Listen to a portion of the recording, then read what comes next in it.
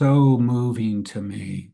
Here's a boy in, I think, India, maybe Pakistan, but his town is flooded. I don't know if you can go back to it, but he's, God, he has this look of, it's not even, doesn't even look like fear. It's like determination. Welcome to the Landmark Difference Makers interview series, where we feature inspiring stories of people creating extraordinary impact around the world. Let's dive in.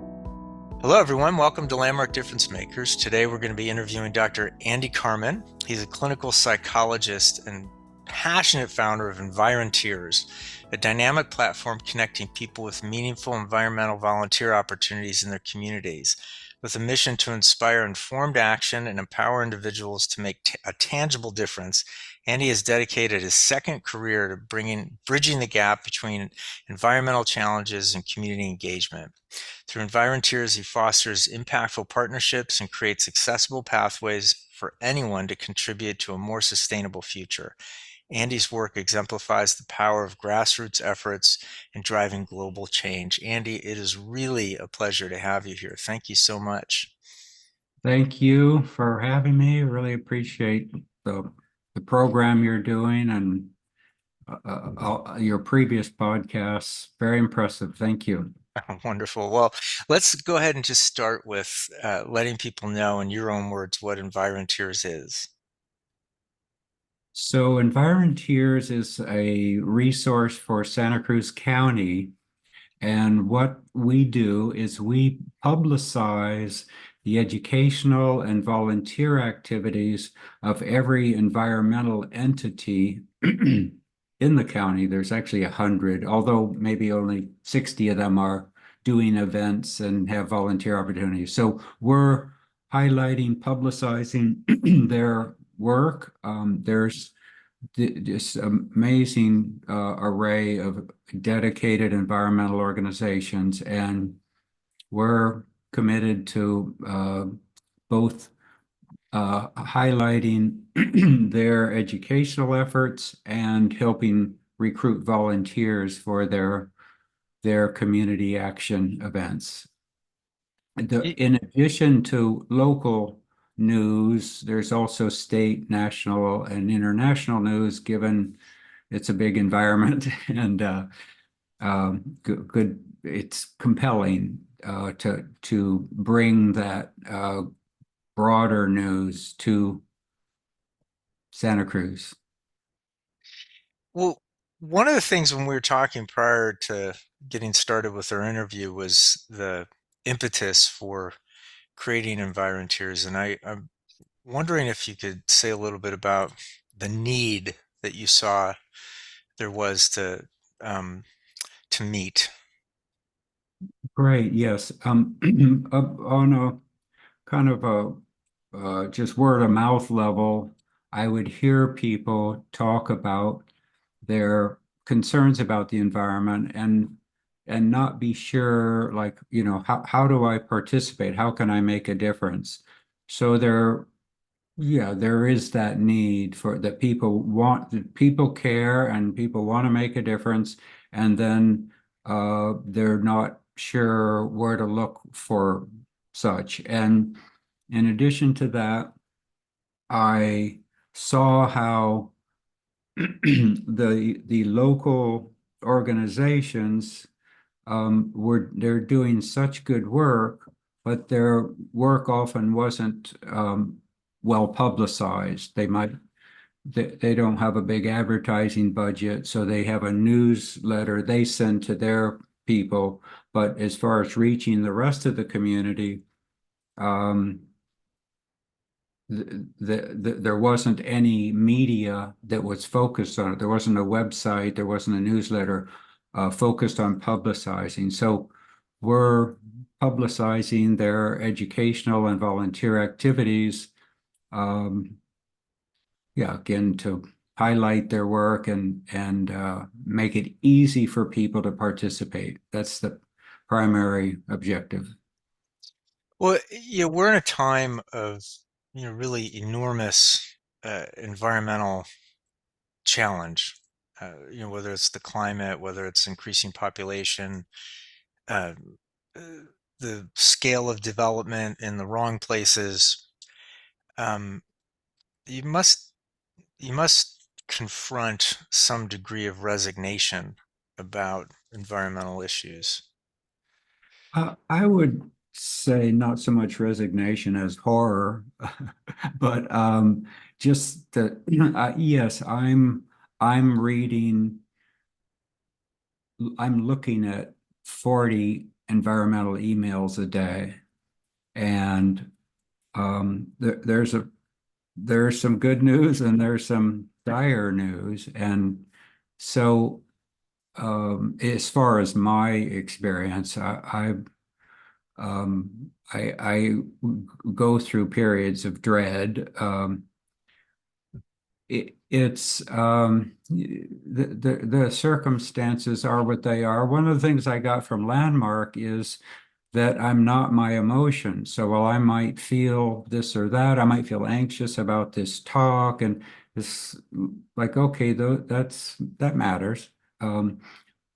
And what is important, or what am I committed to? And it's important to me that the plants and animals and humans survive, and they aren't all going to, for sure. But what part can I play in, and then specifically helping people be aware of the developments on Earth and know how they can engage with that? How can they make take some action every day for that matter?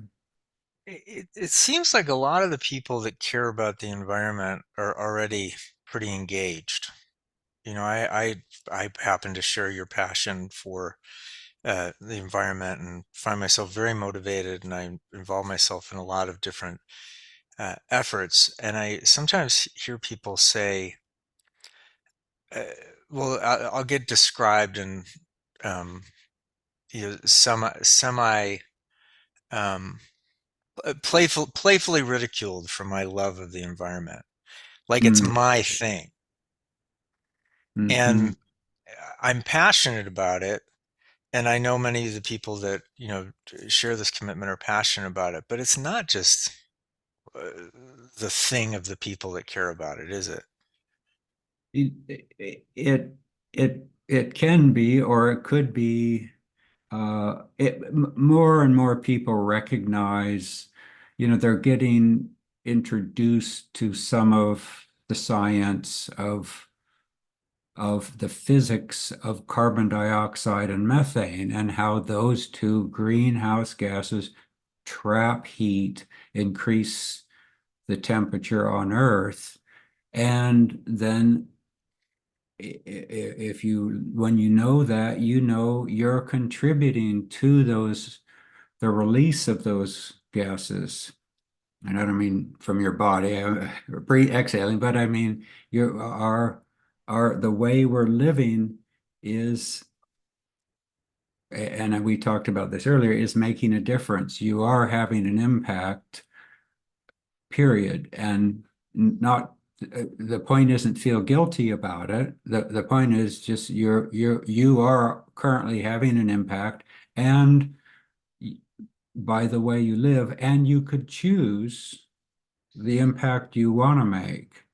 But more specifically to your question, when people see how the way they're living, the things we're doing, driving cars, having gas heaters, that we're in, little ways we're contributing to global warming.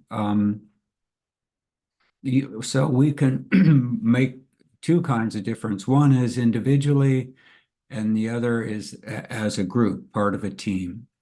But on the individual level, when you know that the deforestation of the Amazon, which, if it continues, could transition the climate from rainforest to savanna, more like Africa, and the impact on that, uh, impact of that on every person in the world.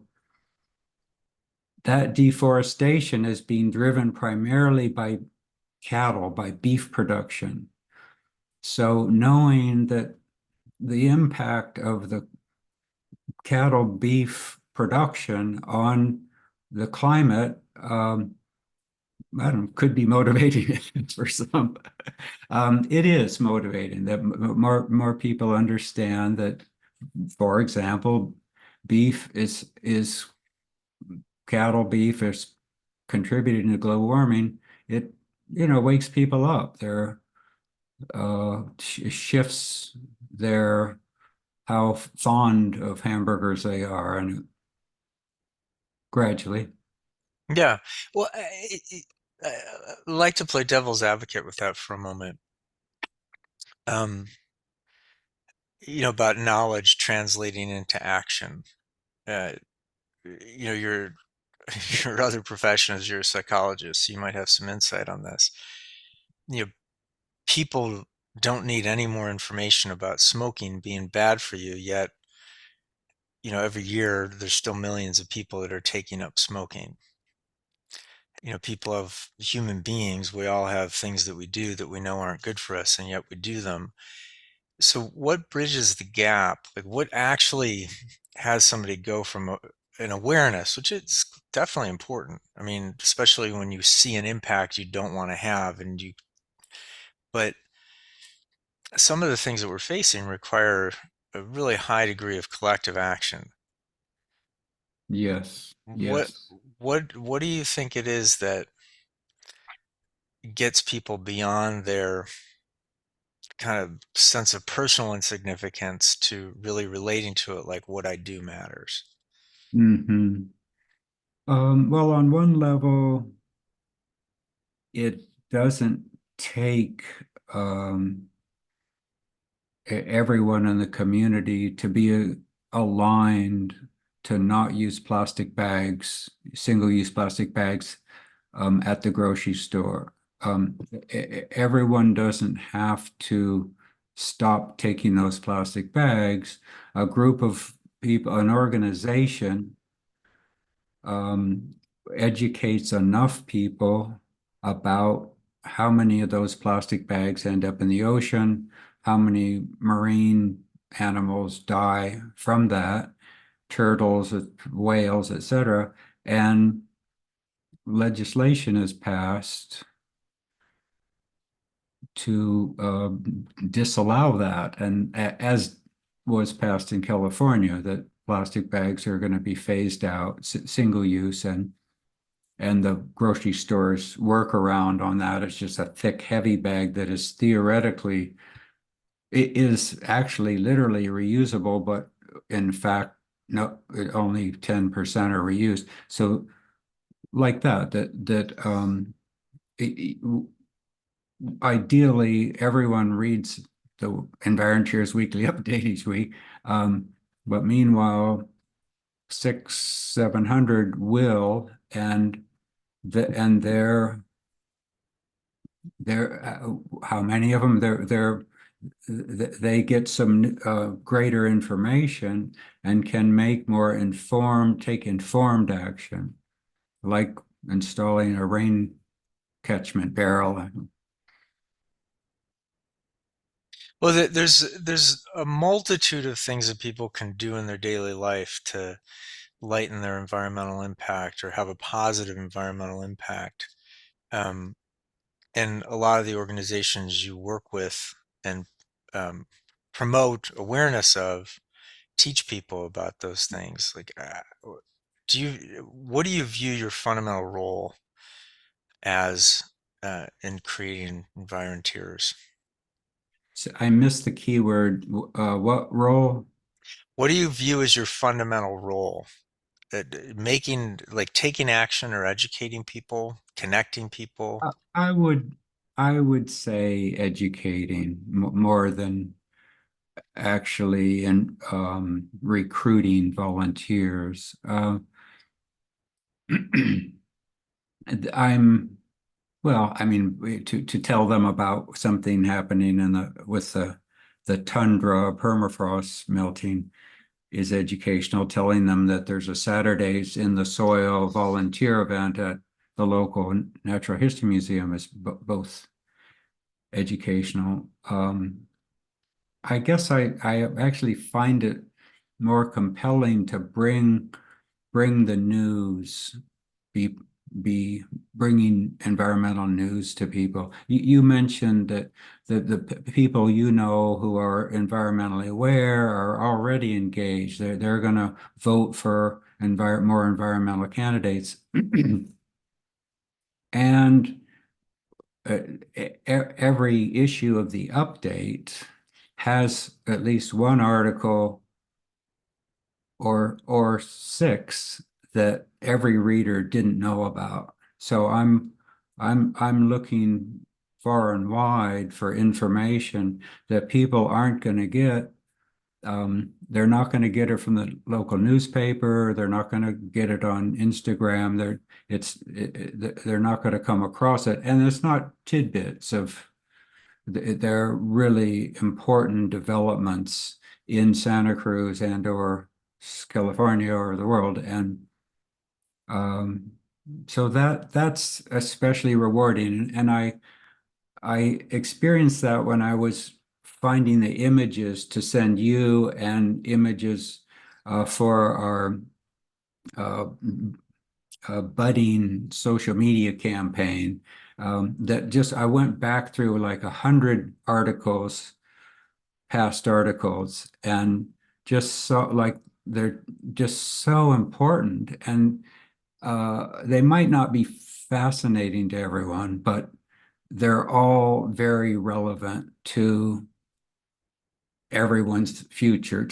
Not so much maybe their current day, but their future, their children's future, their grandchildren's future. And like this, here's the Sahel being regreened. Here's a way to reclaim arid lands. It's a really effective. They're doing it. They're creating this band of green across Africa. It's not the Sahara Desert, but it's the Sahel, this arid region south of that. And so it's doable. Here's something that can be done. It is being done. We could adapt it to areas of the U.S. Mm. As you're speaking, I know I kind of went right into the aspect of resignation with regard to environmental issues, or the personally feeling small. But as you've been speaking, the thing that it keeps coming up is Margaret Mead's quote about never doubt the ability of a small group of people to make a difference, for indeed that's all, those are the only people who ever have. Uh-huh. My apologies to the actual quote. Um, but it's there's something really simple about that, particularly the Sahel. For people who aren't familiar, is a area that had been deforested, and minimal forest, but people seeking firewood um, cut down a lot of the savanna trees, and it hastened the expansion of the Sahara Desert south into the countries in West Africa. Um, and the idea that that could be reversed, like is shown in the picture, um, really points to the regenerative quality of nature. That nature itself wants to mend, it wants to heal, it wants to restore itself. And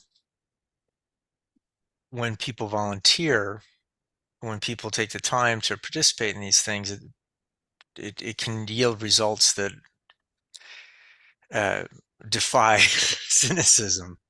Yeah.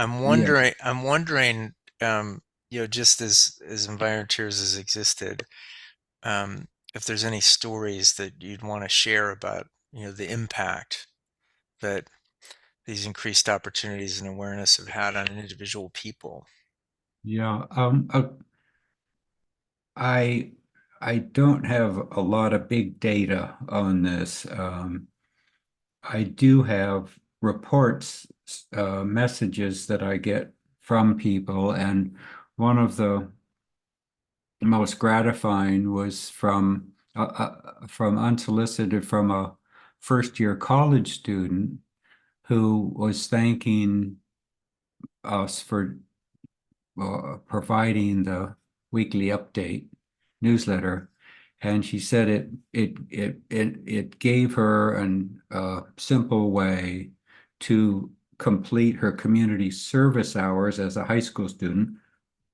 And and those experiences she had volunteering in Santa Cruz helped solidify her plans to go on to do environment to study an environment. Hmm. She is now at Cal Poly. The other the other kinds of things that I hear that are very gratifying is so many people will send me a message saying, "Wow, who knew?"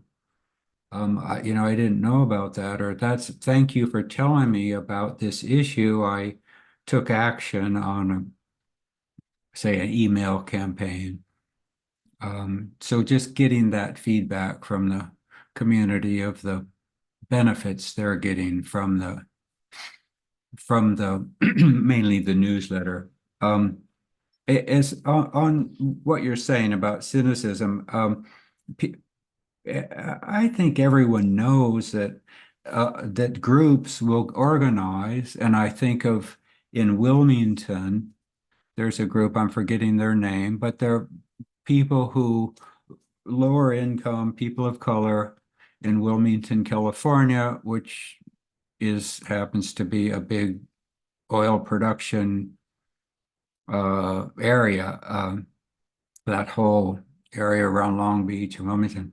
And they were getting a lot of cancer, the kids, the parents, and they had I was going to swear, but a wealth of asthma and lung disease. And no surprise, they're right near these oil production facilities, and the Hmm. fumes intense, like always. There's always the smell. And they organized and with other organizations helped pass legislation to create a buffer between oil wells and other refining facilities and residents.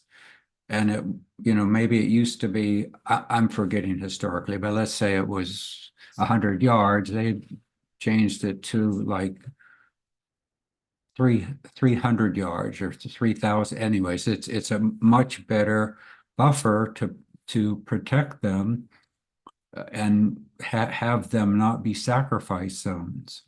Hmm. That was a small, very minimally funded group, and they didn't single-handedly create and pass the legislation, but they were really instrumental in helping get this passed. And then, anyway, there's a lot more detail there, but like that, organizations have been doing this forever, and some successful, some not. It's everyone knows that's possible, and I would go back to the mantra of join a team. If you want to, if you write a letter to the editor or something once a month, and you're just in your home working by yourself on these things you're passionate about, some of you will have the drive to like keep doing it, but most of us to keep some continuity of effort, we need to be working with others to get comforted when we Hmm. hear things and when our effort didn't pan out and whatever else. And so, yeah, trying to team. I want to put with what you just said there. I want to put the people that might be listening to this or watching this into two categories. And people that people that care about the environment and care about direct action, and people that maybe don't see where to start or how they could start. And one of the things I'm really struck by is so many of the images that you've given us that we're playing in the slideshow here are just immensely beautiful. Santa Cruz County is gorgeous. The state of California is gorgeous. The Western United States is gorgeous. And then, as you referred to, there's people that live, in the shadow of an oil refinery, or they live in the middle of a major urban center, and the closest thing they have to nature might be a park with, mowed grass. Um, what are, I don't know, 5 things that simple things that people could do who don't, let's just use the example of somebody in a large city. What are 5 simple things that somebody could do to have an impact, a positive impact? I can't remember what all we've talked about here versus just before, but one could divide uh, effort into but what you do as an individual and then what you do with others, like on a team. But I would say anything you do, there's many ways to, as an individual, to make a difference. Your diet makes a difference. If that's so, one of the things we'll do on in the update is show a graph of here's the environmental impact of different kinds of food, and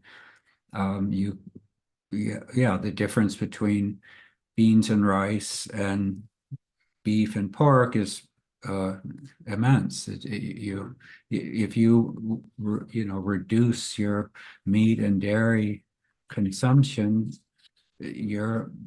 that's beneficial for the rest of the world. I guess I'd emphasize though that even if you have put solar panels in, have an electric car, you pick up trash around your neighborhood, yay, period. And do tell other people about it. I mean, they might see you doing it, but if you tell other people, no, it's bragging. You're just telling this is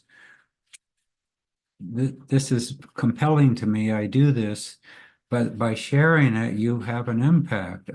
My partner Terry just is amazing how she'll tell people about what she's doing, and then she'll get feedback. Wow, thanks for saying that. I'm starting to do that. But then as far as it, I would start with what is compelling to you? Is it wildlife? Is it clean water? Is it plastic in the ocean? What's compelling to you? And then find the groups. They're easy to find. Just use Environteers. Find when you in your community, find the groups that are focusing on that, and then within those groups, you can find out what sort of actions, programs they have, and you can find the way that is compelling for you to participate. It's not doesn't take a lot of research there. So to kind of summarize, I get um, eat less meat right there. Identify an environmental issue that you resonate with personally, care about. Connect with other people. Don't do it alone. And find yourself on a team. Get yourself on a team. Join a team. Do it through community. Anything else you'd add? Yeah, well, I would say subordinate your wants to what's best for the world, but Mhm. that's a tall order. just to consider, like, I really, boy, I've got to have a rain jacket, really good one, but I want one that's, kind of if I'm doing work and I might get it scuffed up. So, okay, where am I? I'm going to get, I've got to have that. I just said I want that. So I'm gonna go get, well, that one, but I don't like the color. So I kind of want, I wanted green, but I got kind of a yellowish one. So I'm going to get, just to consider that all of these actions make a difference. The point isn't you shouldn't or feel guilty. That's not the point. The point is that I'm pulled around by these wants, and I have to have this, and I want this, and it's not like that's bad. It's just there is a freedom that comes from questioning how we're living. It's not to feel badly about it. It's just do I well but I really like steaks. It's like, okay, yeah, a lot of people do. Um, is that it's not supposed to be the best thing for your health, but it just to kind of question how our attachment. This is like Buddhism, right? But question your attachment to these things, not so much to be a better person, but for the liberation of it. And I don't put that in the update. That's too long a conversation. But Well, you gave us six. So this, I'll mention this image here of this boy. That's one of the things I saw when I looked at when I was uh, thinking about our podcast. And that image of the boy is so moving to me. Here's a boy in, I think, India, maybe Pakistan, but his town is flooded. I don't know if you can go back to it, but he's, God, he has this look of, it's not even, doesn't even look like fear. It's like determination of, I'm going to keep going. And I just think of all the hundreds of millions of people who are struggling more as a direct impact of my driving that Chevy Malibu when I was 18. And the point isn't feel badly about it. The point is just I and the other 200 million at the time Americans impacted the climate. The wealthiest 10% are having as much impact as the lower, like 60% of humans. The biggest impact is coming from the most wealthy. And this isn't like I'm making anybody wrong. It's just that's the science, like the consumption, the release of greenhouse gases, the use of materials and consumption. And it's just knowing that, I don't know, for some of us, it's a little sobering, and my desire to have a third raincoat might be weakened. well, For the thing I hear in what you're saying, Andy, is that um, to be human is to have compassion. And what you're talking about is having compassion for somebody you may never meet, but allowing yourself to experience that compassion and then taking action by not buying yet another nice to have item in your life yeah, as a way of and, expressing that compassion. well, and that compassion has always been a big part of campaigns to re to raise funds to have surgery for cleft palate, to raise money for those who are starving in Darfur, right? That's essential to so that people like see those images and hear the stories and are moved and contribute. A little bit of the difference with climate and pollution is there's nothing I'm doing that's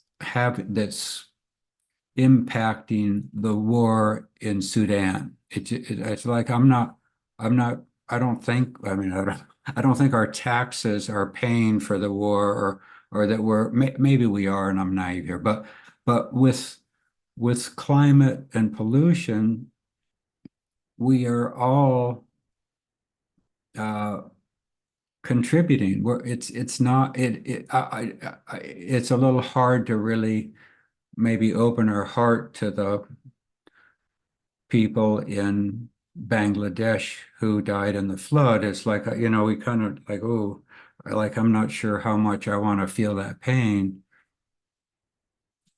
And knowing that my strong desire to fly to Tahiti for vacation or whatever, like that's directly contributing so many tons of CO2. And did that affect any storm? No, your trip didn't, but how are we going to live going forward? And maybe even what example do we want to set for? Well, that's a great segue into I said there was two categories I wanted to put the people that are listening or watching into. One is people that don't know where to start. We covered that. I think people, it might be the majority of people listening, probably care and, spend time talking to other people about these issues, spend time volunteering themselves, are conscious of the actions they take. But let's go back to the resignation thing that we talked about earlier. You're somebody who is, um, you've lived a life. If you were cynical about things, people probably wouldn't, ask a follow-up question with you. But yet you don't appear to be outwardly cynical at all. You appear to be somebody who is undeterred. And I'm reminded of something, for people that haven't participated in landmark programs, there's this concept in a program I used to lead called self-expression leadership. But the concept is, you can be really, really committed to something without being attached to how it goes.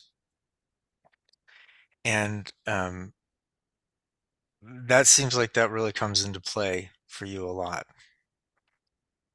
It, yes, I can get cynical and bitter, get into such moods.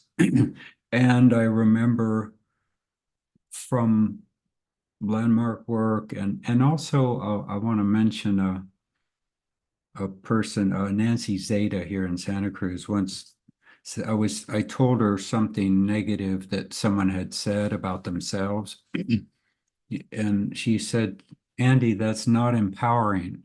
I said, "Well, Nancy, I'm just quoting them. I wouldn't even say that. I wouldn't even say that to them or say that about them. They said it about themselves." She said, "It's not empowering." And the point being that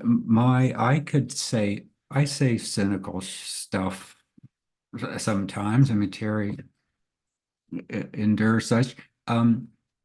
It doesn't help me to be cynical. It's not satisfying to be bitter or resigned. It's not gratifying. It's comforting because I can go F it, like, people, geez, I mean, they're just so da da da da, like, forget it. I hate people, right? There's a bit of comforting because it's like, okay, I'm gonna somehow not care and absolve myself of any responsibility or commitment to do anything about it. But it's no way to live.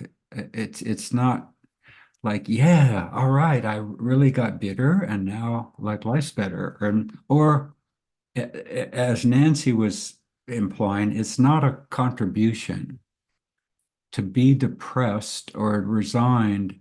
That's not helpful. The point isn't you should be helpful. The point is it isn't, and you're suffering. And so, as Werner would say, get off it and liberate yourself from that attitude, that discouraging attitude of and the attitude is always other people, right? It's those people and how it's So I'm just not, I just don't care because of the way they are. They're impossible. It doesn't help your people and it doesn't help their people to, to be in that story, that stance. And Landmark is tremendous for that, right? Mm, So helpful to recognize what's my attitude, my outlook, my stance, my story, and how is it working for me? And by the way, is it empowering or a contribution mm, to others? And again, the point isn't feel badly because it isn't. It's like, no, that's just more of the same. That's just they're wrong. Now you're wrong for saying they're wrong. Like that, like can we drop the wrong thing and look at what works and what would be more gratifying? mm. Well, I have one final question before we wrap up, and um, it's one that we ask almost everybody that we interview. Via one day, you and I and the people that are watching this, we're not going to be here anymore. Our time will have come and gone. What what do you want people to say about you when you're no longer here? Hmm. I actually never thought of that before. I guess just that Andy cared and he showed it.